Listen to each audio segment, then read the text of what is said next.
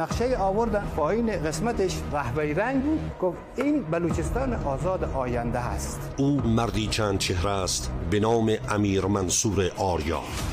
گفت این بلوچستان آزاد آینده هست. بیشتر از 100,000 نیروی خارجی میتونستم سازماندهی کنم. من بیشتر از 10,000 نیروی آماده باش جان به فرمان دارم. بازی که من شروع کردم قدرت خودم نشون دادم. من در زمانی که آمریکایی‌ها بودن هر نوع سلاحی که می‌خواستن، حتی تا جت جنگی، من میتونستم آماده کنم. سفیر عربستان سعودی برای من گفت ما چک سفید امضا بهت میدیم. من اسناد و اخبار بسیار موثقی را دارم. به من مدال طلایی سازمان ملل هدیه دادن با یک مکتوب. کشتن و بستن و تمام تشکیلات بر من آماده بود. زنگ زد گفت بیا میخواهیم که در خصوص تجزیه بلوچستان از شما راهکار داشته باشیم و شما با ما همکار باشید. همگی دستگاه‌های اینتلیجنس سرویس به نوعی خودشونو میخواستن به من وصل کنن. من فرمانده ارتش نوین ملی ایران زمین ارتشمند دکتر امیر منصور آریا، نابود کننده رژیم تهران.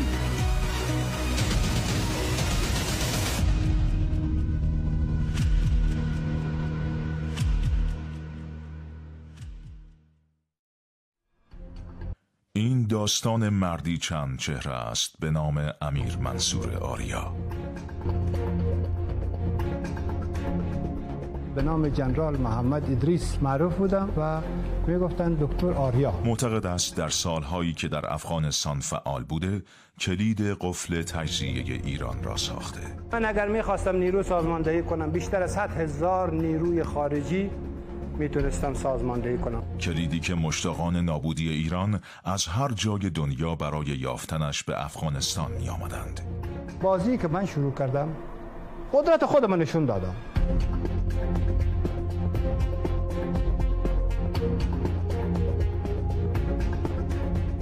از حدود 150 سال قبل که افغانستان از ایران جدا شد، همواره یک ذهنیت در پس فکر استعمار بود. افغانستان پس از جدایی نباید روزگار خوشی را ببیند.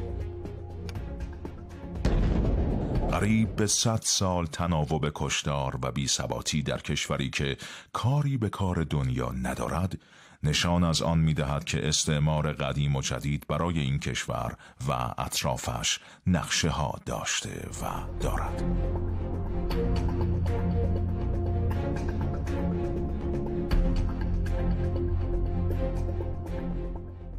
شاید باورتان نشود، در سالهای اخیر او یکی از عناصر مهم برای تجزیه ایران بوده است.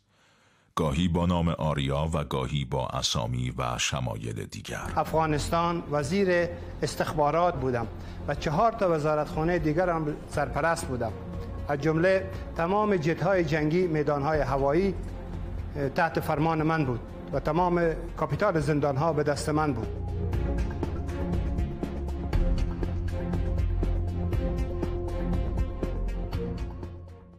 امیر منصور آریا فرمانده گروهی تروریستی موسوم به ارتش نوین ایران بود. سازمان اتحاد همبستگی و ارتش نوین ملی ایران زمین من خود تأسیس کردم. او یک تجزیه طلب است که روزگاری با سودای جدا کردن بخش‌هایی از شرق ایران با آمریکایی‌ها همکاری نزدیک و تنگاتنگی داشته و حالا اینجا در تهران است. آماده گفتن از نقشه‌هایی که علیه تمامیت ارضی ایران کشیده شده بوده. بهترین مهره هم نیرو، هم موقعیت سیاسی، جغرافیایی، نظامی و هم نیروهای سرکشی که خودکش حمله باشه. حداقل بیشتر از 500 تا نیروی خودکش حمله در اختیار من بودن.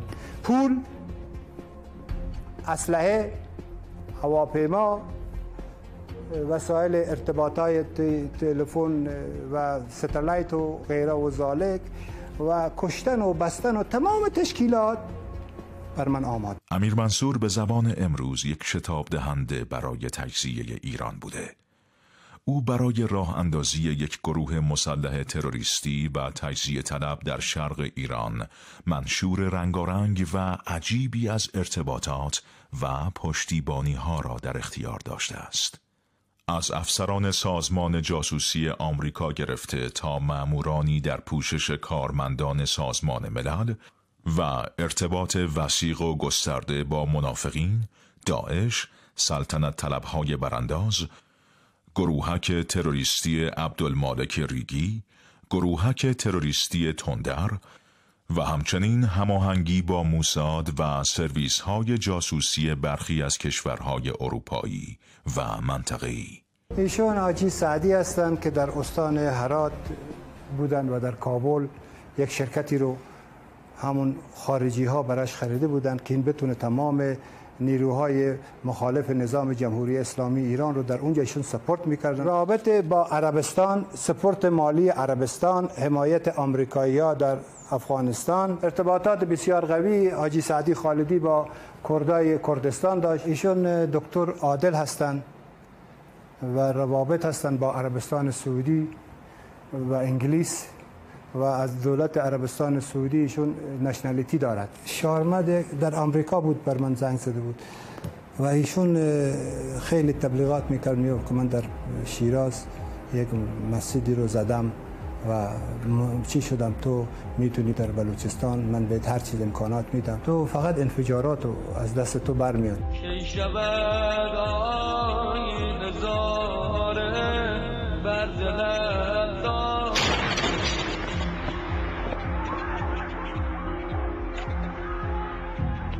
ایشون خانم مسعوده جلال بودن که جدا شدن و من رو مشاور ارشد خودشون گرفتن و ایشون با مریم رجوی سالهای قبل، تقریبا 15 سال میشه، چند سال جلوتر، گفت من دوستی پاریس بودم، آشنا شدیم، خواهرخوانده شدیم. با مریم رجوی بسیار فوق العاده گفت من صدها عکس نشون داد برای من، گفت قاشقاش از طلا بود، خیلی حرف میزد. گفت من با یک تلفن شما رو وصل میکنم که زندگیت زیر رو شود از هر نگاه. گفت با خود مریم، نه با مجاهدین خلق، با خود رئیسش مریم. گفت دنبال شما رو آسمان هستن. ولی خانم مسعوده جلال خیلی دنبال من بود و با آمریکایی ایشون در تماس بودن و ایشون یکی از نماینده‌های تاپ قوی اندرونی مریم رجوی در منطقه می باشد. زینا تهرانی، معاونت مدنی و روابط رسانه ها. اما آریا چگونه و چرا این ارتش را شکل داده است؟ آیا او به تنهایی توانسته این شبکه ارتباطی را تشکیل دهد یا دستهای دیگری هم در کار است؟ آقای کیومرث یحیوی رو امریکایی‌ها سپورت می‌کنند و ایشون مشاور مخصوص من ایشون رو کرده بودم. مشاور مخصوص. ایشون یک فردی هست، از زمیندار هست، از قسمت استان فراه هست، مافیای سلاح هست، مافیای آدم ربایی هست، مافیای هر چیز که بگی ایشون نقش دارد. ایشون یکی از همکارای خانم من هستن، از استان هرات هستن و فرماندار در چی شده بودن در هرات. ایشون سید منصور دادگستر هستند، کرد هستند و میگفت تقریبا 17-18 سال قبل بیرون شدن و در کردستان عراق بودن. از کردستان عراق ترکیه رفتن، در اسلام آباد بودن و یک دفعه آمدن افغانستان. خونه من، این دفتر من هست. ماجرا به سالها قبل باز می‌گردد. آریا بنا به برخی انگیزه ها از ایران خارج می شود و مدتی را در افغانستان سپری می کند. آریای بلند پرواز با استفاده از خلأ موجود در تشکیلات و ساختار دولت افغانستان به پست‌های مهم نظامی و امنیتی می رسد.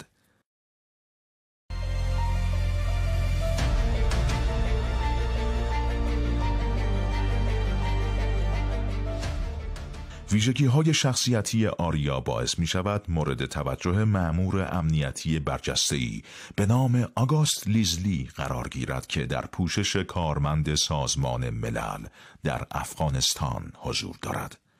مترجمش معرفی کرد که ایشون مسئول امنیت سازمان ملل متحد در افغانستان آقای آگوست لیزلی هستند. آن روزها آریا در دولت افغانستان به نام ژنرال محمد ادریس معروف است. ارتباط ژنرال ادریس با آگوست لیزلی لحظه به لحظه بیشتر و جدی‌تر می شود. بعد از ظهر من رو زنگ می زد به توسط منشیش تو بیا. من کنجا می رفتم تو مهمانخانش، میگفت کوفی عنان تو رو میخواد کمیشنر در سازمان ملل بسازد.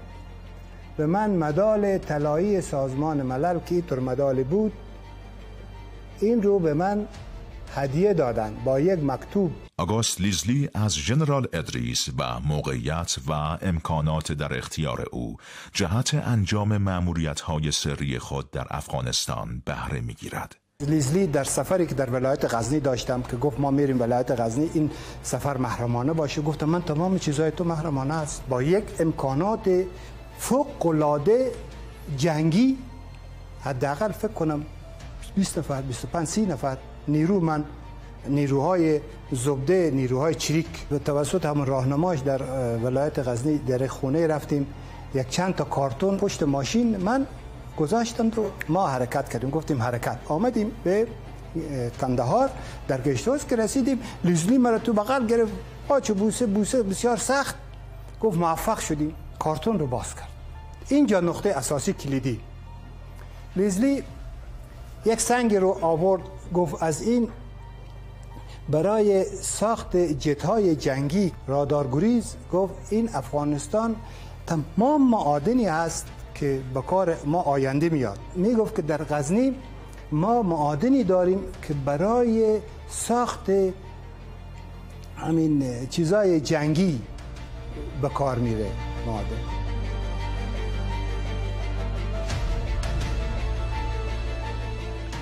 ژنرال ادریس یا همان آریا حتی در سفر نماینده ویژه کوفی عنان به افغانستان هم مسئولیت حفاظت از او و هیئت همراهش را بر عهده گرفته و البته پس از مدتی متوجه می شود تمام مأموریت‌های این زن مصری که در ظاهر نماینده دبیرکل سازمان ملل متحد و در واقع یک افسر اطلاعاتی مهم است، مأموریت‌های امنیتی و در راستای اهداف سازمان جاسوسی آمریکاست. من تا هواپیما دیگه قدرت دست من بود، تا زیر پله با ماشین خودم رفت. آگوست لیزلی به توسط مترجم گفتن ایشون نماینده خاص مخصوص کوفی عنان هستن. ما میخوایم بریم تعدادی از مردم افغانستان رو کمک کنیم. دیدم که نقشه رو کشیدند و در اون زمان اینها ستالایت هایی بود که از پشت آنتن بالا میرفت،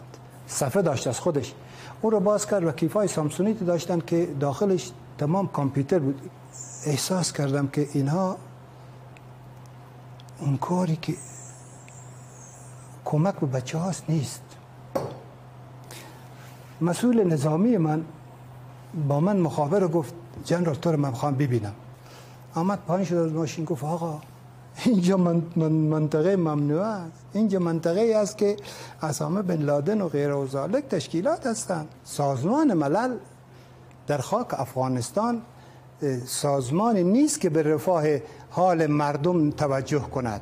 یک سازمان نظامی هست، فقط پوشش لباس نظامی ندارد.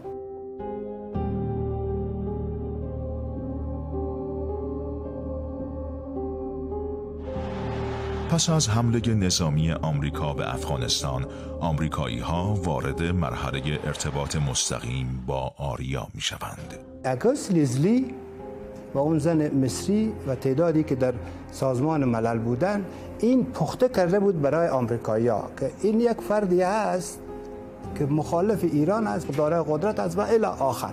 خلاصه ما رفتیم ملاقات آمریکایی‌ها. اولین دیدار در پایگاه هوایی قندهار انجام می شود. 3 افسر CIA میزبان آریا در جلسه‌ای هستند که دستور آن بررسی طرح تجزیه شرق ایران و تشکیل کشور مستقلی به نام بلوچستان آزاد است. در اونجا که رفتیم بحث از این شد خیلی فشرده. این شد که شما مورد اعتماد ما هستید و این نیست که شما را ما الان دیده باشیم. فردی هستی که توانایی بسیار بالایی داری و درایت داری. می‌خواهیم که در خصوص تجزیه بلوچستان از شما راهکار داشته باشیم و شما با ما همکار باشید. مردم افغانستان آسیب دیده و خسته از سالها جنگ تحمیلی و غارت استکبار و استعمار ایران را مأمن خود می‌دانند. برادر عزیز ما ایرانه. در این میان اما در خاک این مردم و با استفاده از امکانات آنها نقشه‌های شومی برای هر دو ملت که در واقع یکی هستند در حال طراحی است. آگوست لیزلی جاسوس آمریکایی ها در افغانستان که در اشغال این کشور نقش مهمی ایفا کرده، قبلا ویژگی های شخصیتی آریا را به افسران CIA منتقل نموده و آنها می دانند چگونه باید از جاه طلبی های موجود در شخصیت آریا برای اجرایی شدن نقشه های شوم خود بهره ببرند. نطفه تشکیل یک گروه تروریستی تجزیه طلب در جلسه پایگاه هوایی قندهار شکل می‌گیرد و پروژه‌ای مهم آغاز می‌شود. به زودی ارتش نوین ملی ایران زمین عملیات‌های خود را علیه رژیم تهران آغاز می‌نماید. از نگاه آگوست لیزلی در زمانی که شما در کندهار مسئول استخبارات خاص رئیس جمهور مولا معظم بودید و مسئول اطلاعات سازمان ملل با ما همکار بودید، ما شما را شناختیم و شما زیر نظر ما و کنترل ما هوایی و زمینی تمام سایت‌ها و تشکیلات شما رو ما چک و کنترل کردیم. یکی را گفت بیار نقشه رو، نقشه آوردن به دیوار همون اتاق که نصب کردن فوری، پایین قسمتش قهوه‌ای رنگ بود، بلوچستان آزاد بود. گفت این بلوچستان آزاد آینده هست. افراد زیادی رو ما صلاح، مهمات، امکانات مالی دادیم، از جمله چون که شما گفت که مورد اعتماد ما از پروسه‌ای که ما داریم شما انتخاب شده هستید. یکی از شامورهای ما شما هست انتخاب شده. من در زمانی که آمریکایی‌ها بودن هر نوع سلاحی که می‌خواستن، حتی تا جت جنگی، من میتونستم آماده کنم. ما نیروهای بسیار ورزیده رو داریم که به زودی همزمان در بیشتر از 10 استان مواضع رژیم را به هوا می‌فرستیم.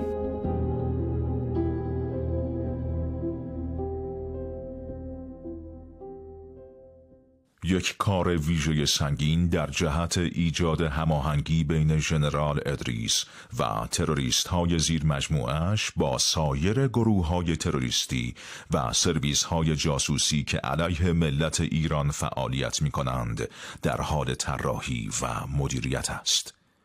کمی که می‌گذرد برای حفظ پوشش‌های لازم و رعایت ملاحظات امنیتی، یک رابطه اصلی میان آمریکایی‌ها و آریا تعیین می‌شود. این رابط نباید یک فرد عادی باشد. دکتر اشرف غنی مشاورینش که زیاد بودن، ولی یکی از مشاورین مخصوصش که خاص رو ایران کار می‌کرد به نام دکتر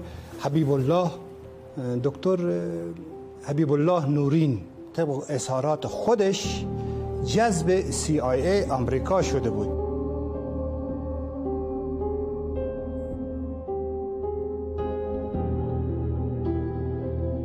ایشون دکتر حبیب الله نورین است، یکی از افراد کلیدی خاصی که روی ایران کار میکنه و در میدان هوایی بگرام دفتر دارد. او دارای جایگاه ویژه‌ای در دولت وقت افغانستان است تا بتواند هماهنگی‌های لازم را انجام دهد.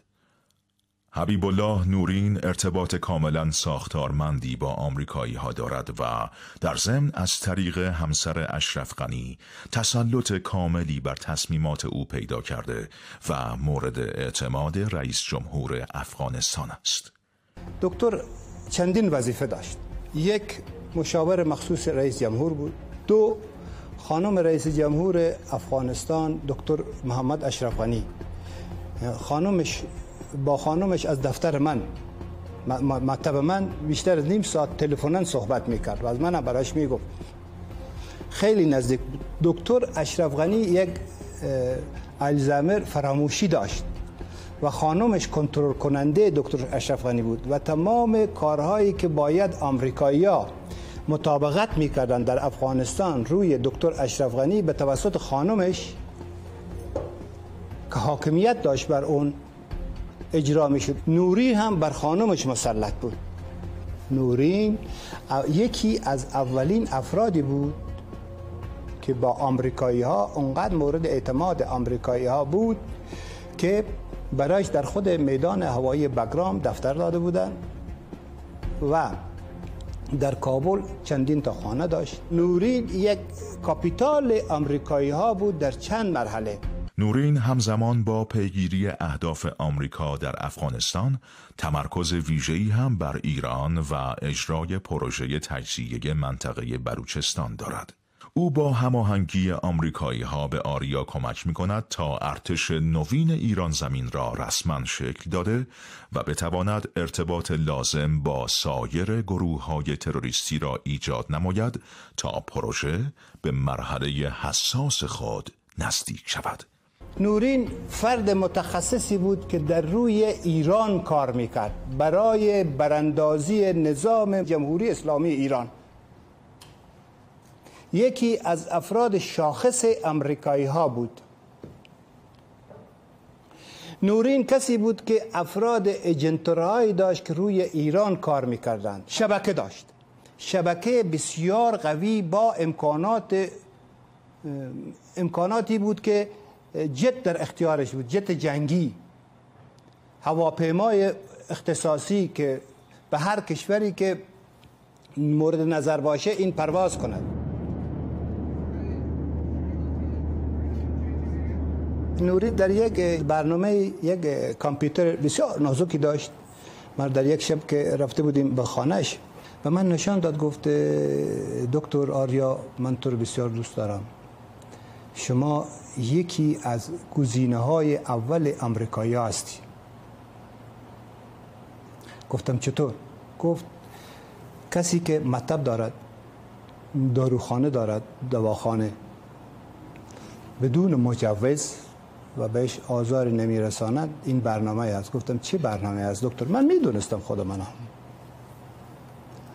گفت تو زیر نظر هستی و تمام شبکه‌های تلفنی، تمام دستگاه اینترنتی، تمام افرادی که تو داری آمریکایی‌ها این رو رصد میکنن که کجا و به صداقت تو پی بردن. گفتم خب منظور؟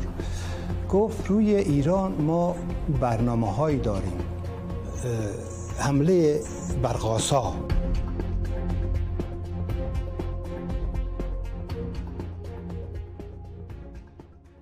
حالا زینا تهرانی وارد این پروژه می شود تا بخش رسانه‌ای و تبلیغاتی آن را فعال کند. در سال 2015 بودم، تا زمانی که زینا تهرانی با من ارتباط برقرار کرد،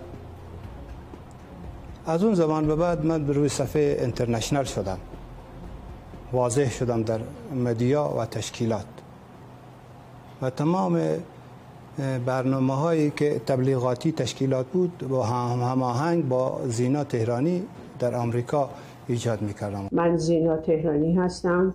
امروز گفتگویی دارم با جناب تیمسار ارتشبد دکتر منصور آریا. تهرانی یک سلطنت طلب رسانه‌ای است که همزمان ارتباط نزدیکی با رضا پهلوی و کاخ سفید دارد. او باید جریان تحت مدیریت آریا را به عنوان یک گروه سلطنت طلب و در واقع سلطنت نشان معرفی کند که به دنبال اهداف ملی هستند. شرایطی رو بسترسازی میکنیم که بدونید ارتش نوین ملی ایران زمین با اقتدار کامل در صحنه می باشد.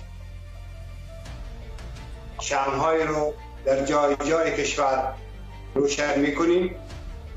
اعلام می نمایم که مناطق کوری رو ما به آتش می کشیم.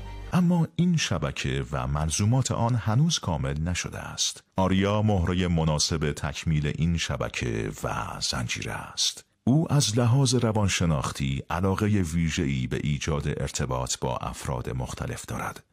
یک جاه طلبی و شهرت طلبی پر اشتها. آریا در همین فرایند و با مدیریت آمریکایی ها با فردی به نام سعدی خالد که یک تجزیه طلب مستقر در افغانستان است آشنا می شود.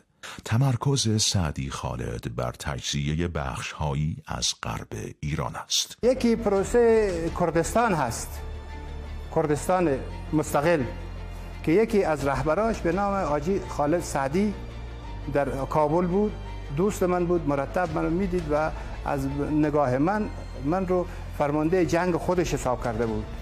به پا خیزید، از مرگ نهراسید، ارتش نوین ملی ایران زمین با تمام توان و ظرفیت‌های موجود به صورت عملی و علنی پیشاهنگ، پشتیبان، پیشگام یکایک مبارزان غیور وطن پرست، حامی پشتیبان به صورت جانی، مالی و تسلیحاتی را می باشد. سعدی خالدی یکی از مهره‌های حساس عرب ها هستند و امریکایی ها. از لیدرهای کلیدی پرنفوذی که در منطقه بودند ایشون بودند. این دفتر کارشه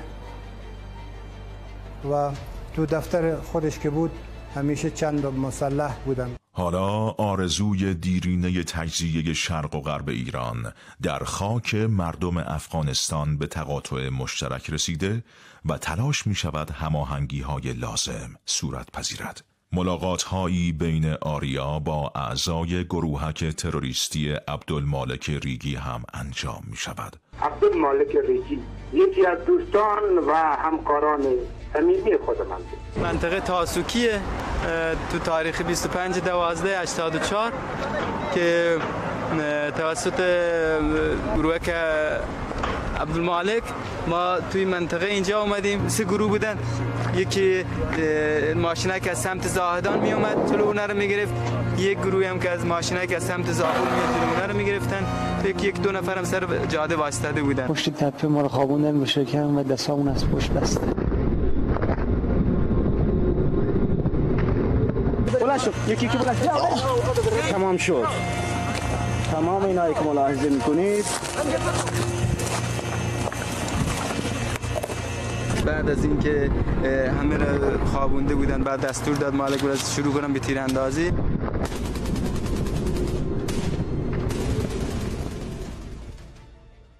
اما لازم است تا تمام ظرفیت‌ها تجمیع شوند. مگر می شود جایی حرف از ضربه به جمهوری اسلامی و ناآرامی در ایران به میان بیاید و نام منافقین مطرح نباشد؟ شکوه ارشادی که از اعضای گروهک منافقین و مقیم کشور سوئد است با آریا ارتباط گرفته و از این طریق هماهنگی بین منافقین و گروهک تجزیه طلب موسوم به ارتش نوین ایران زمین هم ایجاد می شود. ایشون یکی از منافقین لیدر در کشور سوئد پایگاه اصلیشون هست و با دست بسیار بالا فوق العاده مسئول رادیو آزادگان سوئد هستند. یک فردی هستند که دولت سوئد بهشون امکانات مالی مقرجا برای رادیو و امتیاز رادیو دادن و تبلیغات میکنن و کلیه کسانی که از زندان اوین آزاد میشن و از ایران بیرون میشوند ایشون زیر نظر خودش میگیره و از خودش برای من خیلی عکس‌ها فرستاد. ایشون سپورت کننده سازمان مجاهدین هستند و 2-3 تا ایرانی هم که فرار کرده بودن برای من چی کردن که شما برای ما نامه بدید به سازمان ملل که ما رو چی کنند، نشنالیتی یک کشور رو بدن، چون که تایید شما به عنوان یک لیدر برای ما چیز هست، حائز اهمیت هست. منافقین از آریا می‌خواهند شرایط انتقال حداقل 2000 نفر از نیروهای آنها به منطقه امن در افغانستان و پاکستان را فراهم کند تا حلقه نظامی پروژه تکمیل شود. ایشون ناصر کنگره هستند، در کانادا هستند، برادرش در منافقین بود، در آلبانی اینا 2000 نیرو بودند. از من خواستن که اینها رو در منطقه پاکستان و افغانستان جایگزین کنم. آریا کم کم برای صهیونیست ها هم به مهره‌ای جذاب تبدیل می شود. در افغانستان پرنفوذ است. نیروهایش دست به اسلحه‌اند و از همه مهمتر سودای تجزیه ایران را هم در سر پرشور خود می پروراند. آرام مرادی که یک تجزیه طلب مسلح در منطقه غربی ایران است، وظیفه ایجاد ارتباط بین آریا و سرویس جاسوسی موساد را بر عهده می‌گیرد. این آرام مرادی هست، در کردستان عراق هستند. طریق واتساپ که تصویری نشان میداد از یگانی که مرکز آموزش افرادش هست که میگو با جیپ آمریکایی شهباز، جیپ 6 سیلندر امریکایی سوار بود و سلاح داشت. گفت بله بودجه ما رو اسرائیلی ها میدن و همین بودجه که شما بخواید در افغانستان پایگاه بزنی میتونی تو نفوذشو داری و ایشون خیلی نفوذ قوی دارن و افراد گفت من بیشتر 2000 نیرو برای تجزیه ایران دارم.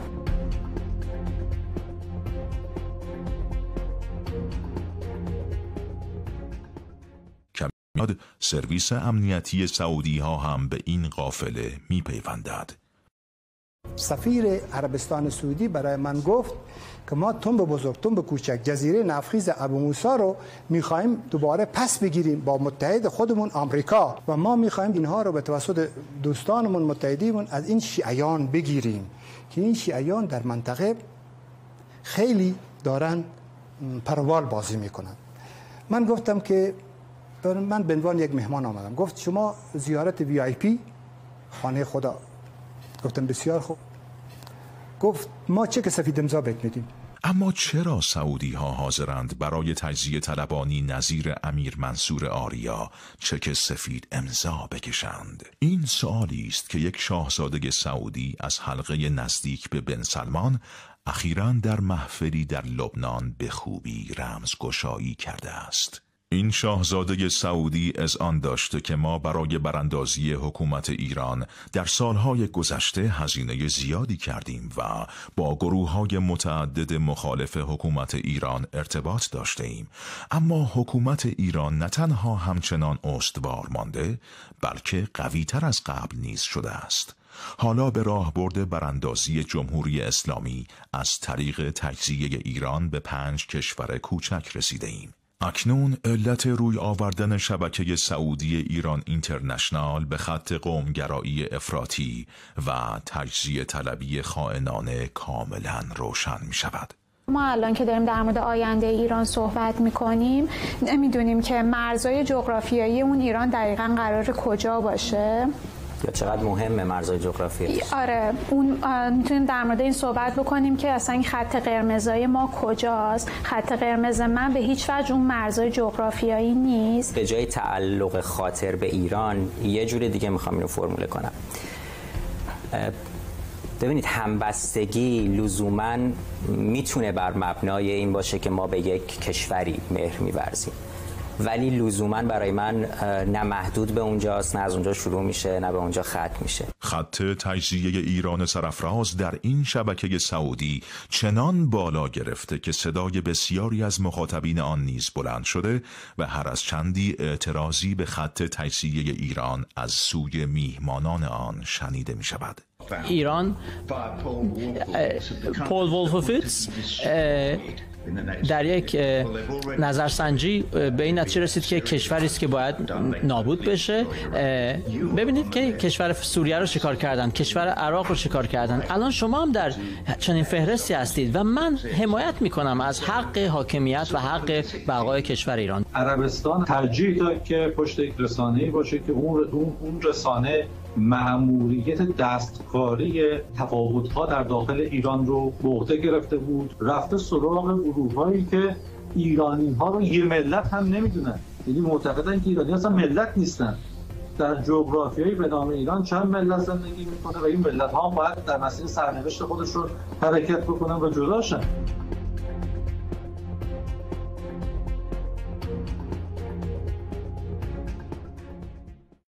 اما هنوز یک حلقه مهم از شبکه ارتباطی باقی مانده. آریا باید با داعش افغانستان هم مرتبط شود. ایشون یکی از فرماندهان بسیار بزرگی هستند که هم با داعش کار میکنن و ایشون یکی از افراد تاثیرگذار و دارای نیرو و نیروی ارتباط خارجی، هم با طبق صحبتی که میکرد در اونجا چند تا داعش بودن، زبان عربی بیشتر زبان پشتو هست، هم زبان پشتو صحبت میکرد، هم زبان عربی صحبت میکرد، هم زبان پشه‌ای که یک زبان چیز خاص خودش هست.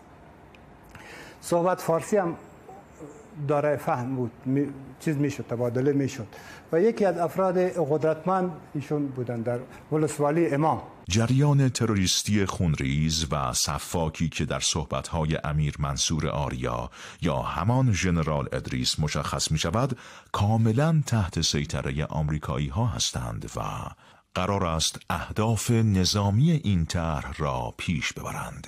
داعش آمریکایی است دیگه. داعش خود به خود، داعش بدون آمریکا وجود ندارد. داعش بدون آمریکا وجود ندارد، چون که سپورتش به توسط آمریکایی ها بودجه عربستان سعودی هست و این میگفت که هر نوع سلاح، هر نوع امکانات خودرو، هر چی که جلیقه انتحاری برای انفجار تو لازم داری برای من بگو دکتر که من برات آماده سر مرز میرسانم. و ایشون خیلی سخت متنفر نسبت به ایران بودند. آریا روزی با ریش بلند و قیافه‌ای شبیه به مردان میانسال و مسن افغانستان است و زمانی با ریش تراشیده ژنرال ارتش نوین ایران می شود. اما او چهره‌ها و پوشش‌های دیگری هم داشته. در تمام مدتی که شبکه تروریستیش در حال تکمیل است، با پشتیبانی CIA تحت پوشش یک پزشک به نام دکتر منصور مسعودی در افغانستان زندگی می کند. در این میان بخشی از بودجه کاخ سفید برای براندازی جمهوری اسلامی هم از طریق فردی به نام حمزه پور برای ارتش نوین ایران زمین جذب می شود. آقای دکتر حمزه پور رو به من زینا تهرانی معرفی کردن. این برای من زنگ زد، گفت دکتر خوشخبری، به من چیز آدرس بده که میخوام برات یک مبلغ پول بفرستم. گفت 260 میلیون دلار هست یک بودجه اولیش. با توجه بر این که این کلید به دست دونالد ترامپ خورده است. دونالد ترامپ خودش یکی از مهره ها هست، از پنتاگون هست و این کلیدی که برای چنج ایران هست، ایران چنج و ایشون دارن، ایران چنج هست. این بودجه رو میخوام به تو بدم با توجه بر این که یک سری اسامی هست که من بهت میگم که اینها رو تحقیق کن. ما بهشون مقدار پول تشکیلات سلام و حمایت اینا رو دادیم، تا کنون بهره‌ای که باید ببریم نبرده ایم. از اون جایی که از هر نگاهی بالای تو بررسی شده است تو اوکی شدی. در طول طراحی این پروژه بیش از 500 نیروی انتحاری و 2000 تروریست آماده می شوند تا در طرح حمله برق‌آسای آمریکایی ها به شرق ایران که توسط ترامپ و تیمش برنامه ریزی شده مورد استفاده قرار بگیرند. ترامپی که خودش مردم ایران را تروریست معرفی می کند. In a little while I'll be giving a speech on Iran. A terrorist nation like few others. و دستیاران امنیتی و وزیر امور خارجه‌اش عیان و آشکار در هر محفلی از سرنگونی حکومت ایران سخن می‌گفتند. For over 10 years since coming to these events that the declared policy of the United States of America should be the overthrow of the mullah's regime in Tehran. آنها به دنبال حمله نظامی به ایرانند و اجرای بخشی از طرح بر عهده ارتش نوین ایران زمین است. حالا ژنرال ادریس سابق یا دکتر مسعودی دیروز و امیر منصور آریای امروز مکاتباتی با سازمان ملل متحد و کشورهای مختلف را آغاز می کند تا با کسب مشروعیت سیاسی شرایط عملیات نظامی و تروریستی فراهم شود. این برای سازمان ملل بود. خانم زینا تهرانی در کالیفرنیا که مسئول تلویزیون چینل وان شهرام همایون بودند و ایشون از من خواستن که من شما رو وصل میکنم به کشورهای مختلف، چون که من شده بودم یک کندوی عسل.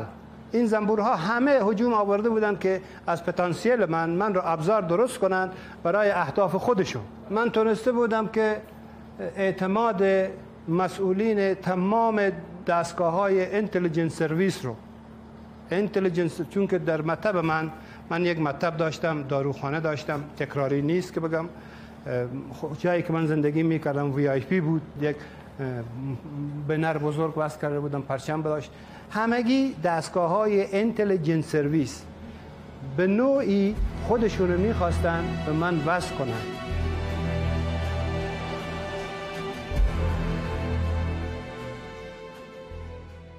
اما طرح آمریکایی تجزیه همزمان بخش‌هایی از ایران، افغانستان و پاکستان با یک اتفاق غیرمنتظره از هم فرو می‌پاشد.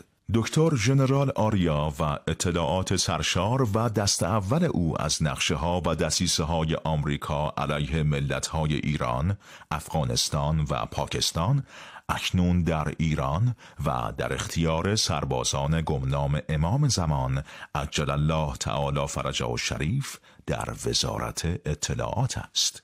این حضور یعنی ضربه‌ای مهلک به سالها برنامه ریزی و تلاش سرویس جاسوسی آمریکا در منطقه غرب آسیا. من فرمانده ارتش نوین ملی ایران زمین از تخصص و دانش و شور میگویم. هم میهنان معزز آریایی ارتش نوین ملی ایران زمین بیشتر از 3000 نیروی جانفدا دارد.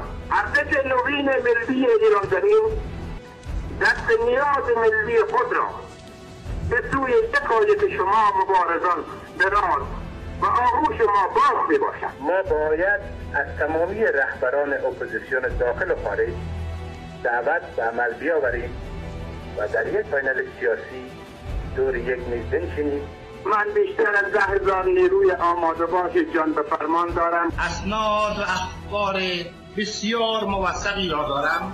ما اطلاعات بسیار موثق، فیلم، شنود، تشکیلاتی رو داریم که زمان مناسب باشه ارائه میکنیم برای تمام ملت ایران. من سفرهای بسیار زیادی با پاسپورت ها نامهای مستعار داشتم و خصوصا افغانستان، پاکستان، تاجیکستان و کشورهای اروپایی و دبی که مرتب سفر داشتیم. ما در 2 کشور همسایه با روابط خاصی که با بعضی های دوستان خارجی خودم دارم، نیروهای نظامی خودم را در پایگاه های بسیار سری و مخفی آموزش میدم.